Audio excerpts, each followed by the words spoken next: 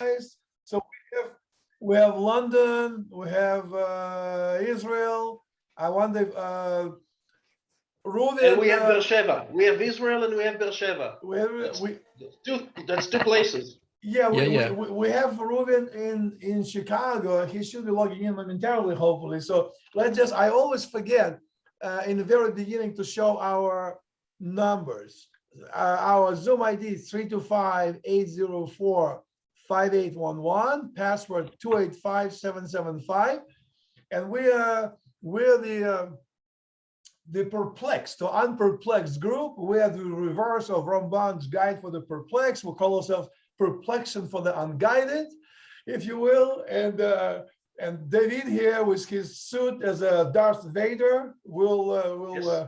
No, it's just no. It's just my cool hoodie. Oh, that's with which I DJ, and then I look really cool, you know. It looks cool to me.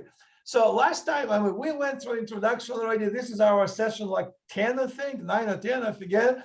And we already know who we are. Adrian Rubin from London, David and myself, and Menachem Mendel from Beersheba. Menachem Mendel, Mendy, he calls himself here on the screen, also from London originally. So we have international crew. We're just missing the North Pole and South Pole. Menachem, where did you come from in London? Remind me, Stamford Hill or where? Brighton. Oh, Brighton. Oh, really? Yeah. I'm very fond of Brighton, and you know, Hove. I don't know, the other two may not know this, but in Britain, the seaside resorts are usually in pairs.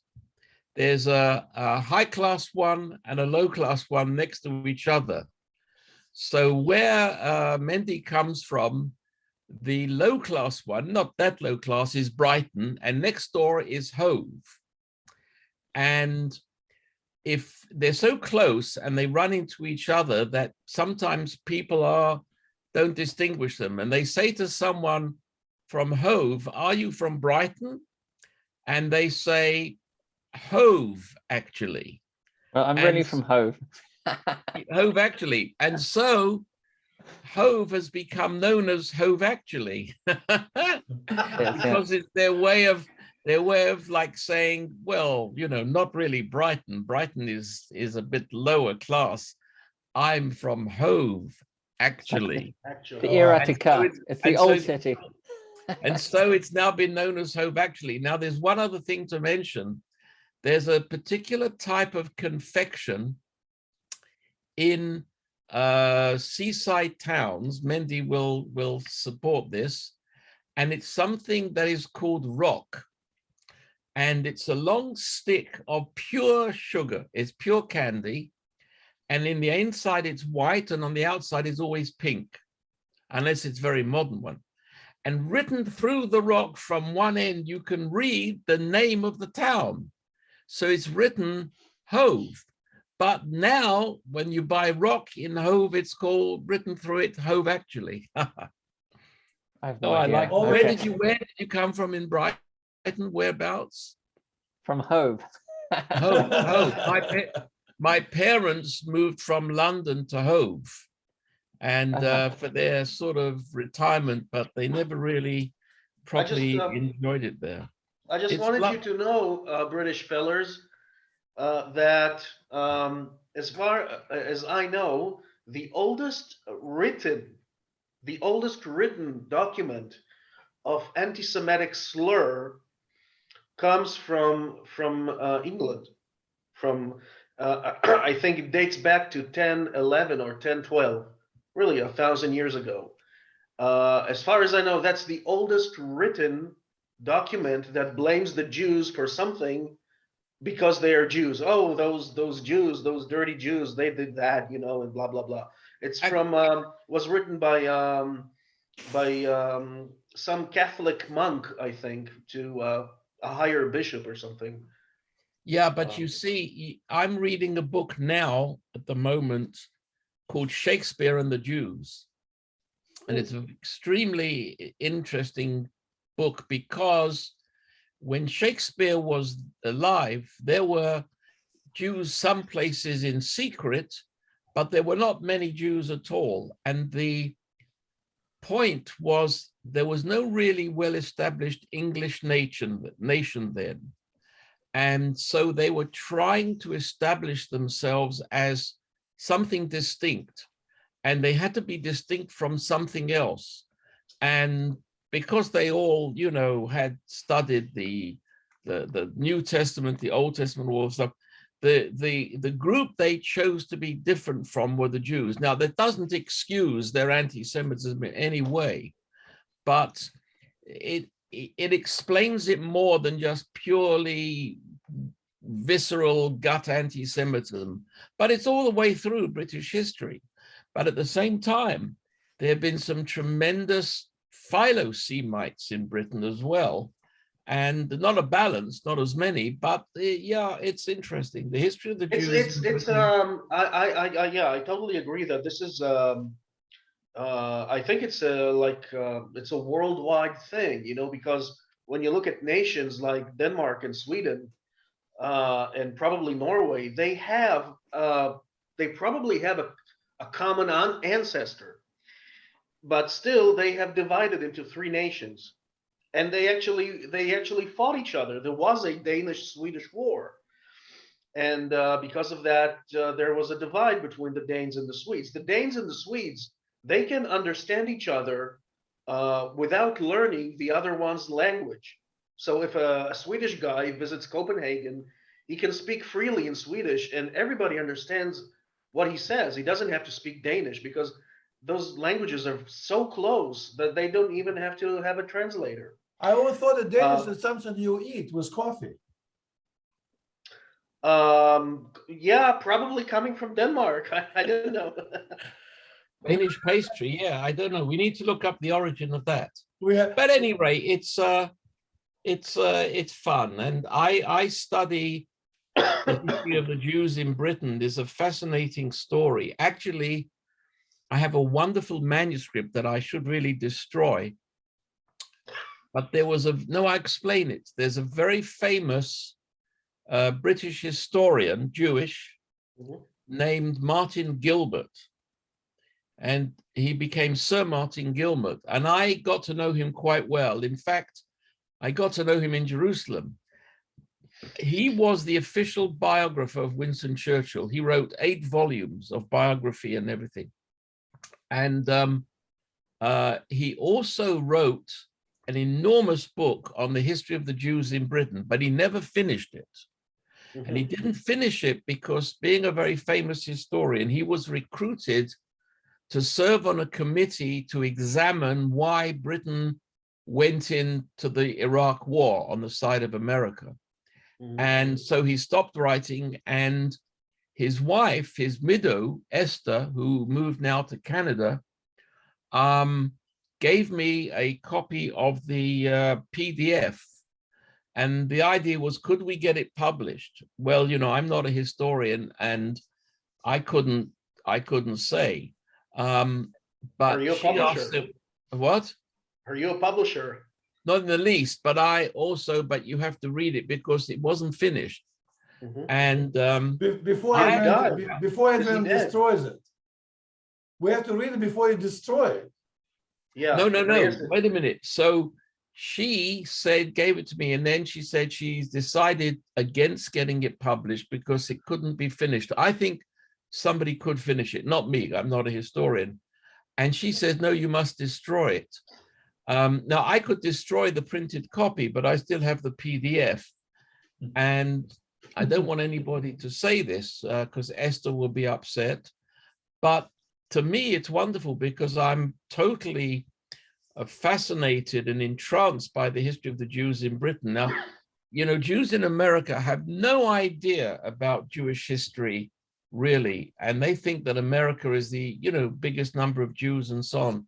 But the history of Jews in America is really quite straightforward. Yeah, there were struggles, but it's, you know, they made their way. The Lower East Side was difficult, etc. But the history of the Jews in Britain is full of political and violence and, you know, anti-Semitic laws and then pro-Semitic laws. So I want to keep this quietly. I won't tell anybody. You won't tell anybody. because I really want to read it. For example, there's an interesting fact that two things, and I'll finish. Queen Elizabeth I's physician was a Jew from Portugal. Now, that was the time of Shakespeare, so there were Jews. And, and he was accused of spying for the Spaniards, because Spain and England at that time were at war. And whether it was true or not, he was executed in the way they did for spies, which was very brutal. But the second thing, which I find absolutely beautiful, is Henry VIII, that's Queen Elizabeth I's father, was very musical. And in his court, he had musicians, but he needed some new ones. And the best musicians were in Italy, Venice. But he had fallen out with the Pope, so he would not bring any Catholic musicians to Britain. Right. So he brought two groups of families of musicians. One were the Bassanos, who played, I think, string instruments, and the other were the Lupos, who more wind instruments. And Amelia Bassano was the daughter of the group, and she was the first woman to publish in English. Women hadn't published in England before. In addition to that, it's rumored that she was Shakespeare's lover, and even may have helped him write many of the plays, even wrote some of them herself. It's all conjecture. Because she was from Bassano in Italy, and Shakespeare's knowledge, about a third of Shakespeare's plays take place in Italy. Midsummer Night's Dream and Othello and all these things. All right. And how could he have known so much about Italian history and culture?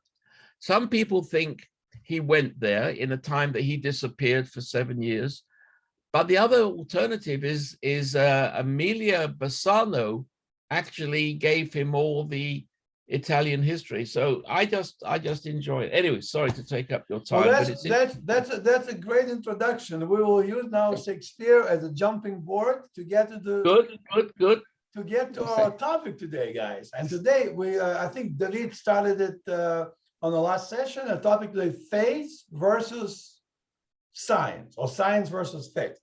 I forgot who else, David. I think you brought it up, and we just leave it open. I'll be a little bit moderator, so if we talk, I will just look for, like, say, we can talk and interrupt all we want. It's fine. But let's say after 3 minutes or so, I will say, okay, let's get to another guy opportunity to speak. So who wants to kick it off? Faith versus science. Who wants to start?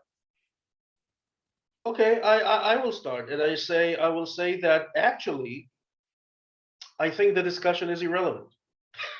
Okay, we're done. Because, and we're going to have this discussion, although it's irrelevant, because this discussion is taking place not just with us, 4 or 5 Jews here on this Zoom meeting, but it's been taking place, say at the very least, in a very, very high volume since I think the last 300 years, since the L'Âge d'Or, right? The Age of Enlightenment in the 18th century, when really intellectuals started going against the church, and the belief that science will really improve the life of people and will make them better, much better than living under the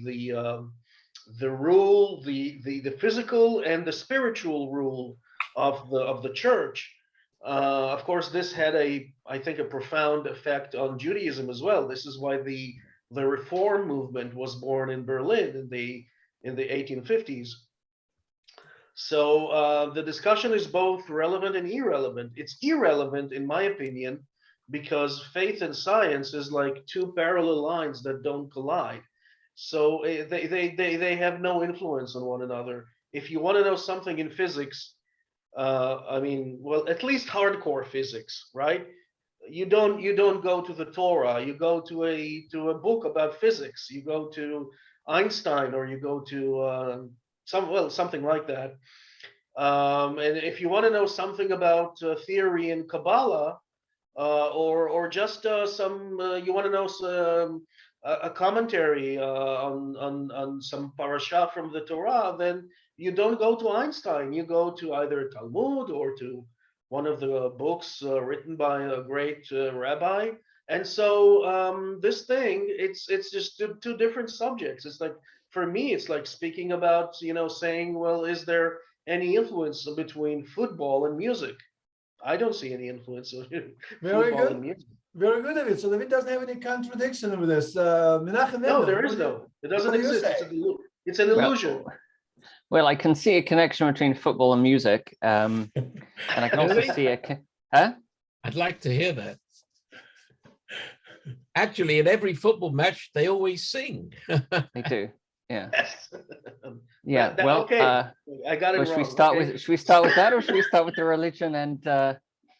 Go ahead, Menachem. You got the stage. Okay. Well, I'll go back to I'll deal with the So religion it's like a connection and between science first. falafel. It's like a connection between falafel and NASA. There is no connection between Uh, falafel. Unless the that's head of that's NASA maybe more of a eats falafel. difficult connection. I'm not sure. Now you're Is stretching this a little bit. is this the Egyptian NASA or No, the Wait. American NASA. the American NASA? That's a bit more difficult, but I think music and sports is probably easier to make a connection. Okay, to religion and science. I think that science actually complements religion, and someone who studies religion and science, I think they're able to actually understand religion better through understanding science. Especially a lot of Kabbalistic terms, which sometimes bring analogies to the physical world. And through understanding the physical world on a deeper level, through science, they can actually understand the concepts talked about in Kabbalah a lot on a whole new dimension that perhaps our ancestors weren't really, I don't know who am I to say this, but I think some of them perhaps didn't even know or weren't even aware of the depth of the concepts that they were discussing, with the added dimension of science to amplify them. I think that definitely nowadays, especially in the last millennia, there has really been huge parallels drawn between religion and science. There used to be a lot of contradictions, and a lot of theories have been debunked or have been improved on, and slowly the parallels are becoming a lot more in sync, which is very, very interesting to see.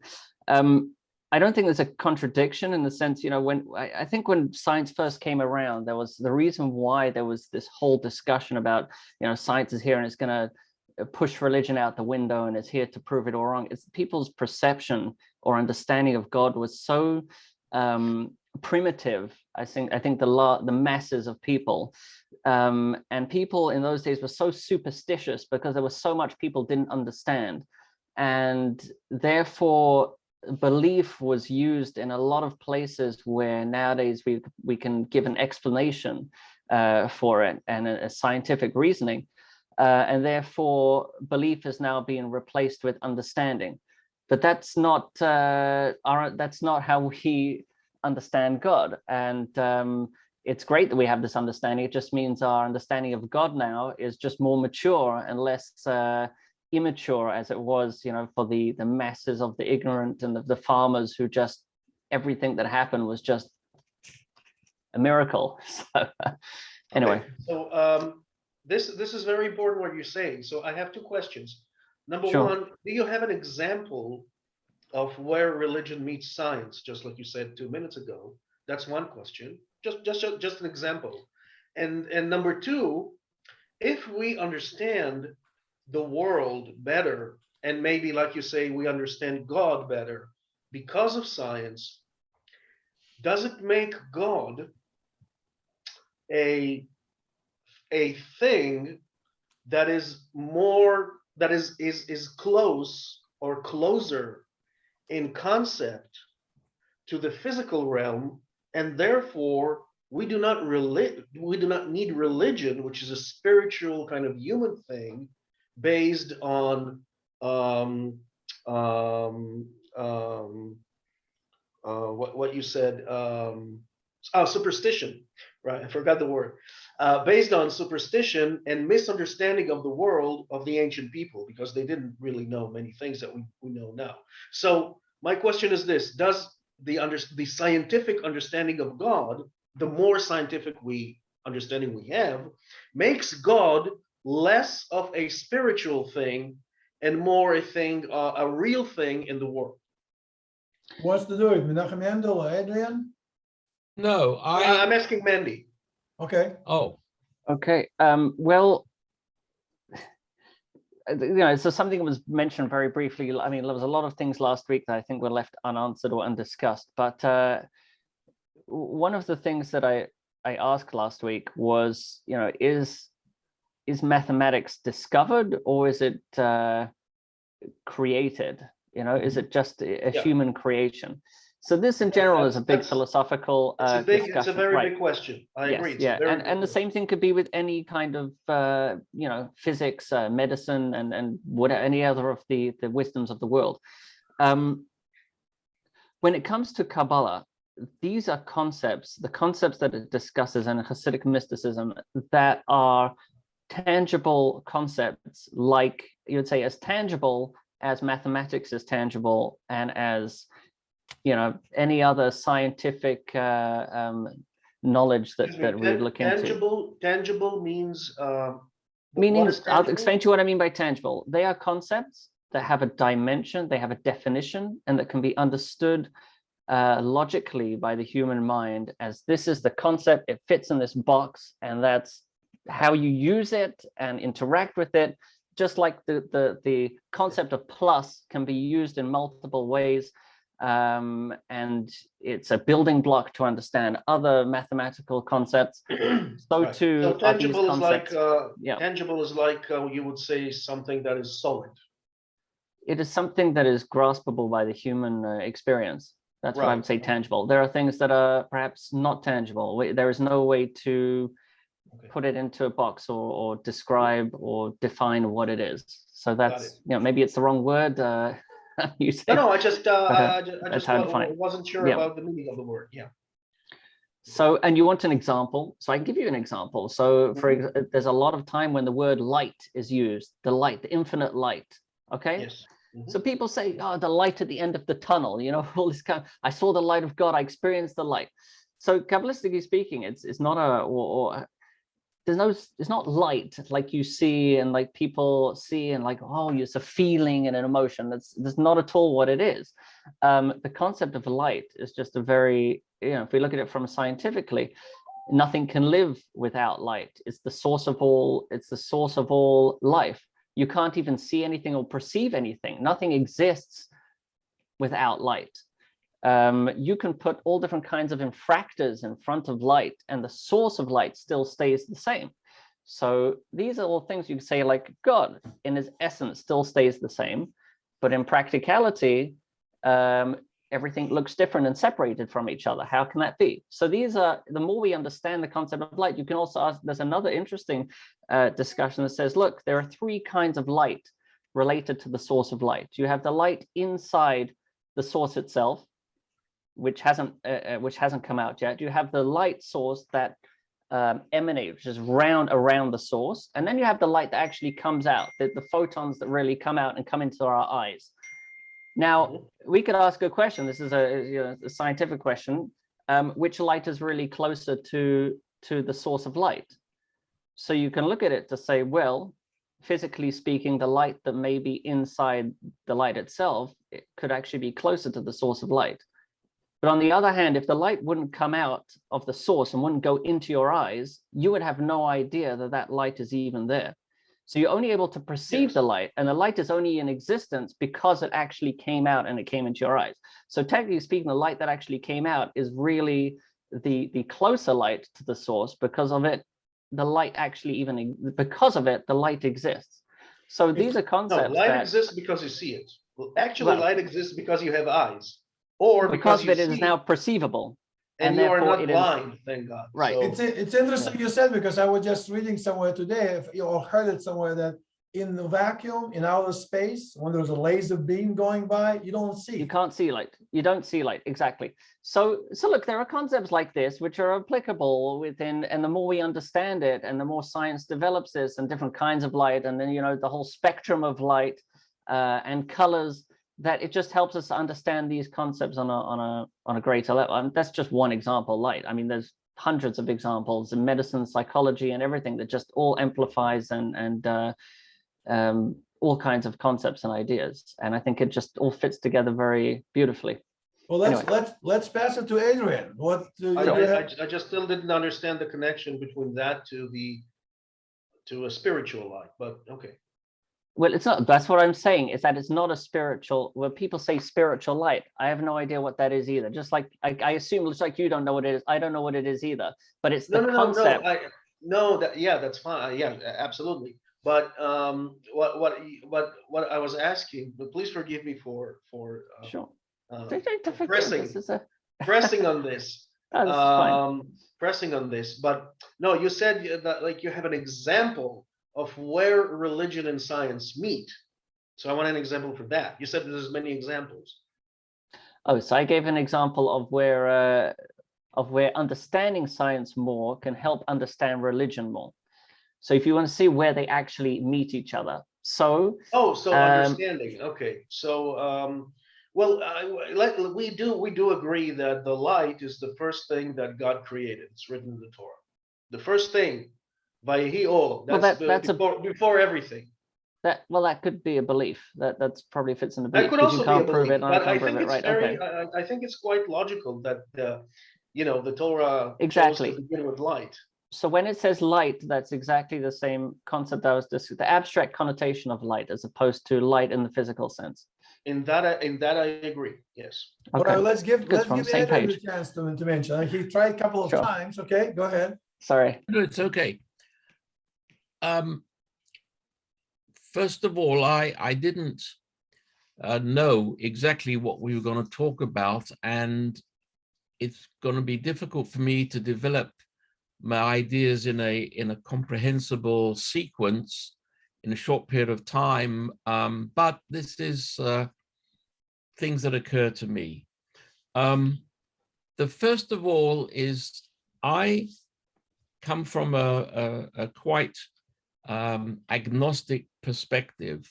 So the whole idea of God and the spiritual and communication and feeling and so on, I don't have. Now, for me, religion has three values, our religion, three values. The first one is there are so many important values of how human beings should behave that are given in our Torah, which incidentally, when you say it's written in the Torah, it's written by people in the 6th and 7th century. I mean, you believe it's written by God, dictated by God to Moses and so on. I don't buy that at all. I agree with you, Adrian. Yeah, I know from analysis of biblical writing that there are alternative explanations which Orthodox people will never accept. I once went to the very lovely rabbi that married Trisha and I in our original shul where we grew up.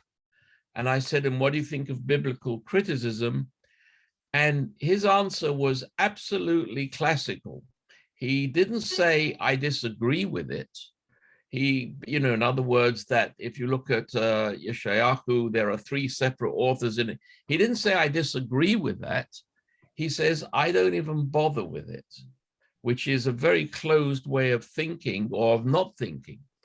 So as far as I'm concerned, what's in the Torah has a great value because it's got full of human values that ought to be respected. And very often the people transgress them, but the basic principles, especially those laid down by the Nevi'im, were very, very worthwhile, and they're the basis of it, certainly of Western civilization.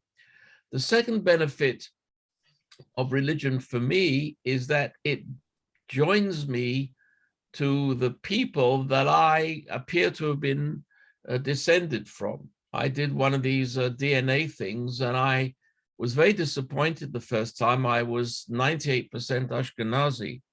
And I thought, oh, you know, my great-grandmother was so ugly, even the Cossacks didn't want her. And then I redid it when I came to London, and lo and behold, I'm 100% Ashkenazi. What the heck happened to my 2%? At any rate.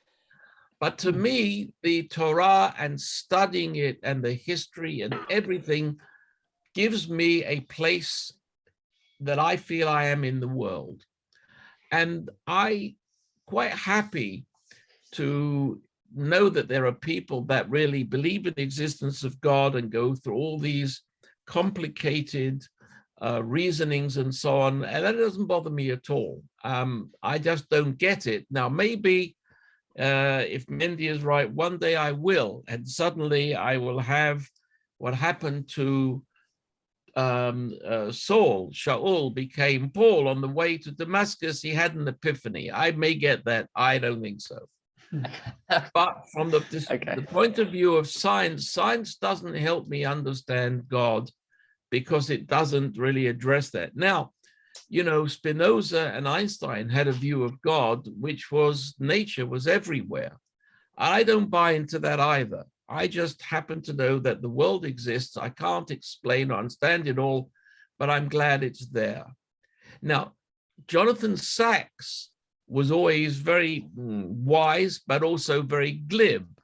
And Jonathan Sacks says, science explains how things are, religion explains why they are. And so that was his way. And he's written a whole book on the relationship between science and religion. So, you know, as long as there's mutual respect, which unfortunately does not exist really, except for amongst the four of us.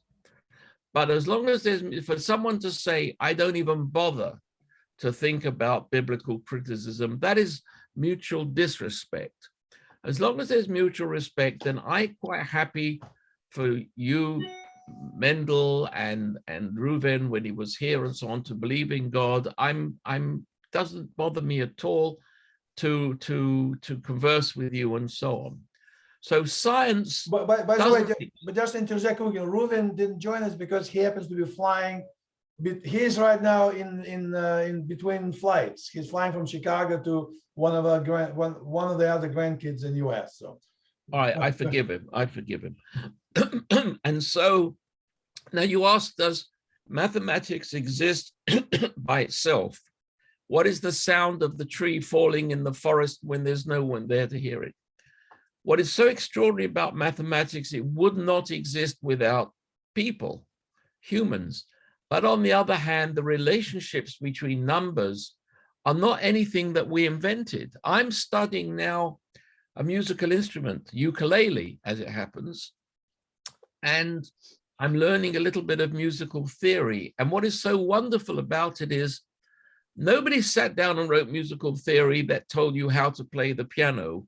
People naturally were musical. They sang, they chanted, they then played instruments. And the musical theory, then people examined what it was they were doing and saw where the theory was. And so that's kind of the way is mathematics there without people. But actually, if you look in nature, for example, there's an incredible mathematical law called the Fibonacci series. I don't know if you ever heard of it. Yes, 100%. Yeah. And the Fibonacci series exists in nature, nothing to do with human beings. It's a series of numbers that go up from 1 to 2 to 4 and so on. And you see it in nature in flowers, you see it in nature in shoots of trees, you see it in nature in reproduction of rabbits. So it's hard to know where these things come from. They're not man-made, they're not human. But on the other hand, if humans weren't there, you wouldn't know about it. So I just see that science and nature and religion live side by side. When people are respectful, they can get benefit out of the other. And that was Jonathan Sacks was like that. But they will stick to their perspective. So you will continue to believe in this existential divine being God, which you have some kind of affinity communication with, and I will not. But we are, we still with the same people, basically. That's the way I see it, and I'm happy to learn about. I listened to a lecture on Monday night, which was terrible, actually, by actually a lawyer named Harris Bohr, B-O-R-E, who I don't know whether he has semicha or he's learning to take semicha, whatever. And it's all about artificial intelligence and religion and so on and so forth. And it was so existential, it went into such realms, I had no idea what he was talking about. That doesn't help me. So I can explain science to people who are not scientists, but I'm not pretending that that's, explains God.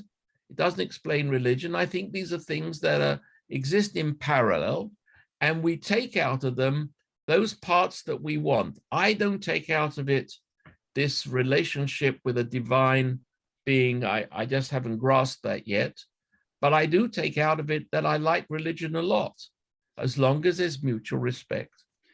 Very good. I have a little story. I would say. I have a little story. Well, if no, that's okay. David, sorry, we only have 2 minutes left, like 2 minutes, 15 seconds.